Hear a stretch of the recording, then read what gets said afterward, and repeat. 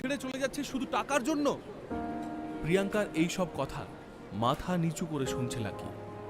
তার চোখের সামনে, আর আমি তোমাকে ওয়াইফি বলে ডাকবো। এই ছেঁড়া প্যান্ট পরা 4 আনার ছোকরা। প্রিয়াঙ্কা। পর্ব 4, প্রতিদান।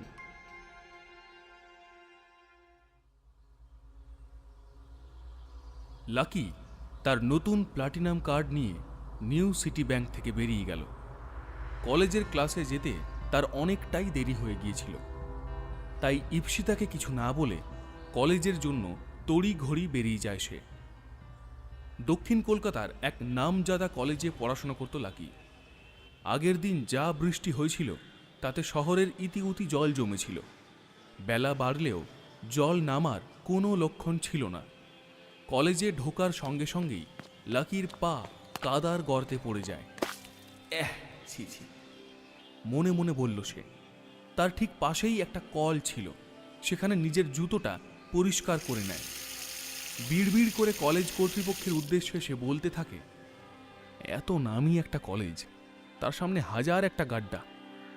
বৃষ্টি হলেই এই গাড্ডাগুলো ভরে যায়, কিন্তু কেউ কিছু বলে না তাই নিয়ে। আগেও এই নিয়ে সে কলেজ কর্তৃপক্ষের কাছে অভিযোগ করেছে, কিন্তু লাভের লাভ কিছুই হয়নি। কলেজের তরফ থেকে তাকে বলা হয় অত টাকার ফান্ড নেই। সে কোনো রকমে তার জুতো পরিষ্কার করে, কিন্তু প্যান্টের কাদা কিভাবে মুছবে সে?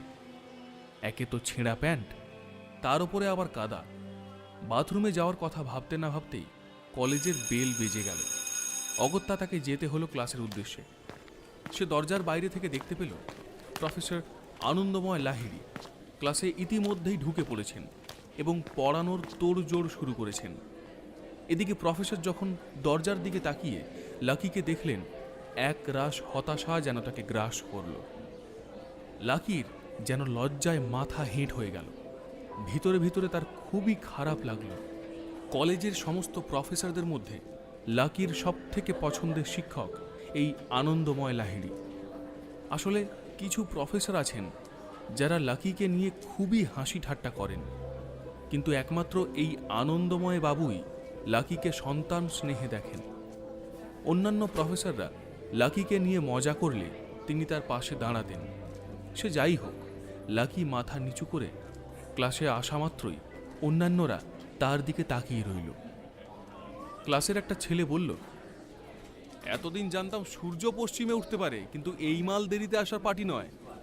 আরেকটা ছেলে বলে উঠল, এই ওর প্যান্টটা একবার দেখ, পায়ের চামড়া উকি মারছে। ইস, কি নোংরা! ভাই, ক্লাসে তো মেয়েরা আছে, এত নোংরা হয়ে কেউ আসে? সেই শুনে পাশে বসে থাকা একটি মেয়ে হা হা করে হেসে উঠে বলল, আরে পরিষ্কার জামা কাপড় পরার জন্য টাকা লাগে, ওর পরনে যে একটা প্যান্ট আছে সেটাই যথেষ্ট। ক্লাসের সবাই তখন লাকিকে নিয়ে মজা করতে থাকে, কিন্তু লাকি আজকে কারো কোনো কথায় কান দেয় না, বরং আজ তার মুচকি হাসি ছিল। ক্লাসের পড়ুয়াদের কোলাহল বাড়তেই সঙ্গে সঙ্গে প্রফেসর আনন্দময় লাহিড়ী চিৎকার করে বললেন, তোমরা এবার নিজেদের মধ্যে কথা বলা বন্ধ করবে। এরকম ভাবে কথা বললে আমি এখনই ক্লাস থেকে বেরিয়ে যাব। প্রফেসরের ধমকানি শুনে সবাই চুপ হয়ে গেল। লাকি ততক্ষণে ক্লাসের ভিতরে ঢুকে এক কোণে নিজের চেয়ারে গিয়ে বসল। আনন্দময় বাবু পড়াতে শুরু করলেন, কিন্তু পড়াতে গিয়ে বারবারই যেন তার নজর যাচ্ছিল লাকির দিকে। এদিকে সে বুঝতে পারছে না যে স্যার কি ইচ্ছা করেই তার দিকে তাকাচ্ছেন। লাকি অনুভব করল কোথাও যেন স্যারের প্রত্যাশা পূরণ করতে সক্ষম হয়নি সে। কিছুক্ষণের মধ্যে আবারও ক্লাসের ঘন্টা বেজে গেল এবং আনন্দময় বাবুর ক্লাসও শেষ হয়ে গেল। আজকের জন্য এটুকুই, আবার শুক্রবার তোমাদের সঙ্গে দেখা হচ্ছে। এই দুদিনে যে কাজগুলো তোমাদের করতে হবে সেগুলো আমি বোর্ডে লিখে দিচ্ছি। বোর্ডে লিখেই ক্লাস থেকে বেরিয়ে গেলেন আনন্দময় লাহিড়ী। আর তিনি বেরিয়ে যেতেই পিছনের দরজা থেকে কারো আওয়াজ ভেসে এলো, দৃষ্টি। এই আওয়াজ যখন সবার কানে পৌঁছে গেল তখন সকলেই পিছনের দরজার দিকে তাকালো। সেখানে দেখা গেল দৃষ্টির নতুন প্রেমিক রাহুলকে। রাহুলকে কলেজের, বিশেষ করে ক্লাসের সকলেই খুব ভালো করে চিনত। এই কলেজের মালিকের ছেলে, সে যে কতটা পাওয়ারফুল তার ধারণা ছিল সকলে। রাহুল দরজা থেকে উঁকি মারতেই ক্লাস মুহূর্তের মধ্যে খালি হয়ে গেল, শুধু 2-4 জন পড়ুয়া ছাড়া। রাহুল দৃষ্টির কাছে এলো এবং ঘাড়ে হাত রাখল। দৃষ্টিও সঙ্গে সঙ্গে তার বুকে ঝাঁপিয়ে পড়ল। ক্লাসে যে কয়েকজন ছিল তাদের সামনেই রাহুল দৃষ্টির ঠোঁটে একটু চুমু খেল। এই দৃশ্য দেখা মাত্রই ক্লাসে যে কয়েকজন ছিল তাদের সকলের নজর গেল লাকির দিকে। এদিকে রাহুলের বুকে দৃষ্টিকে দেখে লাকিও তেলে বেগুনে জ্বলে উঠল, কিন্তু তারপরেও সে রাগটাকে নিয়ন্ত্রণ করে খুবই শান্তভাবে বসেছিল। তার এক বন্ধু প্রীতম লাকিকে এসে জিজ্ঞেস করল, কিরে ভাই, এসব কি দেখছি? উত্তরে লাকি বলল, যা দেখছিস তাই হচ্ছে। আসলে এই বিষয়ে বিন্দুমাত্র চর্চা করার ইচ্ছে তার ছিল না। প্রীতম লাকিকে বলল, তুই কি জানিস যে এই রাহুল ছেলেটা কতটা বিপজ্জনক? এখনো পর্যন্ত কলেজের 5-5টা মেয়েকেও ফাঁদে ফেলেছে। দৃষ্টি সেই তালিকায় 6 নম্বর। মালিকের ছেলে বলে ও কি যা খুশি তাই করতে পারে। প্রীতম অনুভব করল যে তার কথা শুনে লাকির খুবই খারাপ লাগলো, কিন্তু তাও সে মুখে হাসি নিয়ে বলল, আমার তো কোনো সমস্যা নেই ভাই, সবার নিজের জীবন আছে, যার যা ইচ্ছা তাই করবে, আমি বলার কে? এই কথা বলেই লাকি একবার দৃষ্টি আর রাহুলের দিকে তাকাল। রাহুল এবং দৃষ্টিরও লাকির সঙ্গে চোখাচোখি হয়ে যায়। তাকে আরও বেশি করে উত্তক্ত করার জন্য তার সামনে দিয়ে রাহুল এবং দৃষ্টি খুবই অন্তরঙ্গভাবে এসে দাঁড়ায়। দৃষ্টি বলে ওঠে, এই লাকি শোনো। রাহুল তখনও দৃষ্টির কোমরে একটা হাত দিয়ে দাঁড়িয়ে আছে। দৃষ্টি তখন তার মোবাইল থেকে কভারটা খুলে লাকির মুখে ছুঁড়ে মারল। তোমার সঙ্গে যেহেতু আমার ব্রেকআপ হয়ে গেছে, তাই এই সস্তার মোবাইল কভারটাও আমার আর দরকার নেই। লাকিকে খুবই খারাপ ভঙ্গিমায় বলল দৃষ্টি। লাকিকে অপমান করার এই সুযোগটা হাতছাড়া না করে রাহুলও বলল, বেবি, এ তোমাকে একটা মোবাইলের কভার উপহার দিয়েছে। মোবাইলের কভার আবার কেউ কাউকে গিফট দেয়, তাও আবার গার্লফ্রেন্ডকে। লাকি যেন ভিতরে ভিতরে হাসছিল। দৃষ্টি তখন রাহুলকে বলল, ও তো জন্মের ভিখারি, মোবাইল গিফট করার ক্ষমতা নেই, তাই কভার গিফট করেছে। রাহুল বলল, কোনো ব্যাপার না বেবি, আমি আজ তোমার জন্য নতুন মোবাইল কিনে আনবো। চলো পার্ক স্ট্রিটে যাই, আর তোমার জন্য একেবারে লেটেস্ট মডেলের ফোনটা কিনে নিয়ে আসি। রাহুলের এই কথা শোনা মাত্রই খুব জোরে জোরে হাসতে ইচ্ছে করলো লাকি, কিন্তু কোনোভাবে সে তার হাসি চেপে রাখল। রাহুল আরও বলল, হ্যাঁ বেবি, আজ আমরা প্রথমে ফোন কিনব, তারপর নতুন ফোনের জন্যে রাতে পার্টিও করব। এই কথা শোনার পরে দৃষ্টি রাহুলের মুখের দিকে আঙুল নাড়াতে লাগল। দৃষ্টির সেই ইঙ্গিত খুব ভালো করেই বুঝতে পেরেছিল লাকি। সে জানত কেবল তাকে জ্বালানোর জন্যই এমন করেছে দৃষ্টি, কিন্তু লাকির নিজের থেকেও বেশি আজ দৃষ্টির জন্য কষ্ট হলো। তার মনে হলো টাকার জন্য এই খারাপ ছেলেটার সঙ্গে জুটেছে দৃষ্টি। লাকির আরও মনে হলো একটু অপেক্ষা করলেই সেও তাকে নতুন দামি ফোন কিনে দিত। প্রীতম লাকিকে বলল, তোর সামনে এসব হচ্ছে, একটুও খারাপ লাগছে না? রাগ হচ্ছে না লাকি? তুই হাসছিস। হাসতে হাসতে লাকি বলল, যা হচ্ছে তা ভালোর জন্যই হচ্ছে, আর যা হয় তা ভালোর জন্যই হয়। এই বলে দৃষ্টির দিকে তাকিয়ে থাকলো সে। লাকির এই সহাস্য বদন দেখে রাহুল আর দৃষ্টির মনে যেন একটু খটকা লাগলো। দৃষ্টি সঙ্গে সঙ্গে রাহুলকে বলল, লেটস গো বেবি। বেবি নয়, আজ থেকে তুমি আমাকে হাবি বলে ডাকবে, আর আমি তোমাকে ওয়াইফি বলে ডাকবো। এই বলে লাকির সামনে দৃষ্টিকে আবার একবার চুমু খেলো রাহুল। এই দেখে লাকির একটু খারাপ লাগলো, একটু হিংসে হলো। তাই সে বলল, দৃষ্টি, আমার সামনে এগুলো করে তুমি কি দেখাতে চাইছো, কি প্রমাণ করতে চাইছো?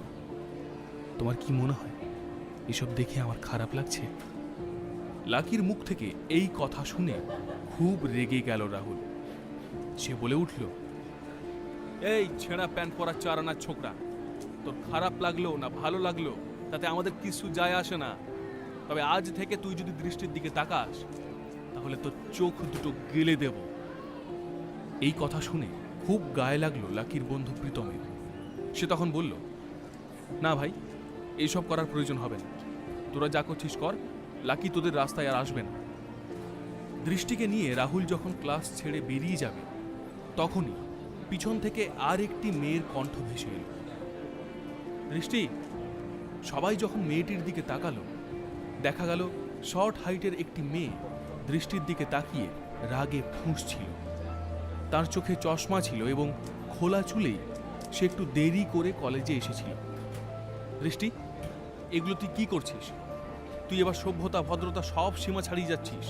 লাকির মতো একটা ছেলেকে ছেড়ে দিয়ে তুই এই অসভ্যতার সঙ্গে ঘুরে বেড়াচ্ছিস। আমার কথা মিলিয়ে নিস, একদিন যখন এই ছেলেটা তোকে ব্যবহার করা হয়ে যাবে সেদিন তোকে রাস্তায় ছুঁড়ে ফেলে দেবে। দৃষ্টি বলে ওঠে, প্রিয়াঙ্কা, এসব তুই কি বলছিস? আসলে দৃষ্টি, লাকি এবং প্রিয়াঙ্কা তিনজনেই খুব ভালো বন্ধু। এই প্রিয়াঙ্কা খুবই ঠোঁট কাটা স্বভাবের মেয়ে, যা বলার তা মুখের সামনেই বলে দেয়।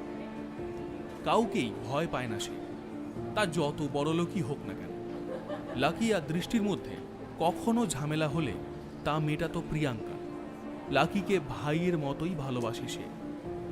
দৃষ্টির উদ্দেশ্যে প্রিয়াঙ্কা বলল, যা বলছি একদম ঠিক বলছি। দৃষ্টি তো লজ্জা হওয়া উচিত। আমি কোনো দিন ভাবিনি যে মুখোশের আড়ালে তুই এরকম একটা মেয়ে। লাকির মতো ছেলে এই দুনিয়ায় তুই আর পাবি না। দৃষ্টির প্রিয় বন্ধু প্রিয়াঙ্কার এই কথাগুলো লাকি এবং রাহুল দুজনেরই কানে যাচ্ছিল। এবার লাকির সামনে এসে প্রিয়াঙ্কা আরো জোরে বলতে শুরু করে, এত তাড়াতাড়ি সবকিছু ভুলে গেলি দৃষ্টি? কঠিন সময় তোর পাশে দাঁড়িয়েছিল এই ছেলেটা। যখন তুই অসুস্থ ছিলি, সোজা হয়ে দাঁড়াতে পর্যন্ত পারতিস না, এই গরিব ছেলেটাই তোর জন্য রান্না করে ওষুধ খাইয়ে তোকে সুস্থ করে তুলেছিল। খারাপ দিনগুলো এত তাড়াতাড়ি ভুলতে নেই দৃষ্টি। তুই কি করে ভুলে গেলি যে আমরা যখন দার্জিলিং বেড়াতে গিয়েছিলাম তোর পা মচকে গিয়েছিল, এই ছেলেটাই কাজ ছেড়ে দিয়ে তোর জন্য ছুটে এসেছিল অত দূর থেকে, যে তোকে এতটা ভালোবাসলো।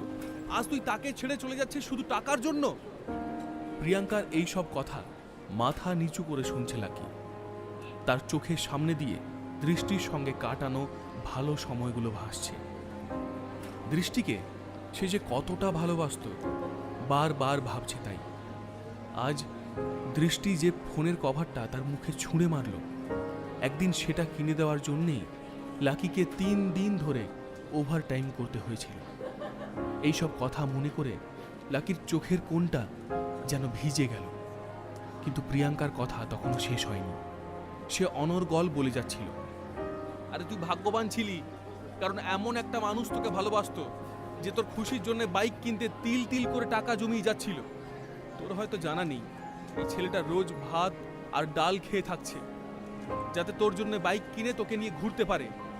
আরে এরকম একটা ছেলেকে তুই অপমান করছিস, ভিখিরি বলছিস। প্রিয়াঙ্কার মুখ থেকে এই কথাগুলো শোনার পর দৃষ্টির মুখ ফ্যাকাশে হয়ে যায়। এই কথাগুলো যেন তার বুকে ছুরির মতো বিঁধছিল। দৃষ্টি বলে উঠল, হ্যাঁ সব জানি, আমি সব জানি, আর এটাই তো ওর সমস্যা। আমি তো ওকে আগেই বলেছিলাম আমাকে বেশি ভালোবাসলে ভুগতে হবে, তাহলে ও আমাকে নিয়ে এত দূর এগোলো কেন? আমি চিজ স্যান্ডউইচ খেয়ে থাকতে চাই, ওই ডাল রুটিতে আমার মন জীবন কোনোটাই ভরবে না। লাকিও দৃষ্টির এই কথাগুলো মন দিয়ে শুনল, কিন্তু উত্তর দেওয়ার আগে হুট করে তার ফোনটা বেজে উঠল। মোবাইল বের করে দেখল একটা অপরিচিত নাম্বার থেকে ফোন আসছে। ফোনটা রিসিভ করতে যাবে তখনই হন্তদন্ত হয়ে দৃষ্টি আর রাহুল ক্লাসরুম ছেড়ে বেরিয়ে যাচ্ছে। চলো ভাবি, এসব ছাপোষা মধ্যবিত্ত নাটক শোনার সময় আমার নেই। রাহুলের হাত ধরে বেরিয়ে গেল দৃষ্টি। এদিকে ফোনে লাকি কিছু বলার আগেই ঠিক কি শুনল লাকি? কে ফোন করেছে তাকে? এবার কি তাহলে তার জীবন বদলাবে? এর পরের গল্প জানতে হলে শুনতে থাকুন পকেট এফএম।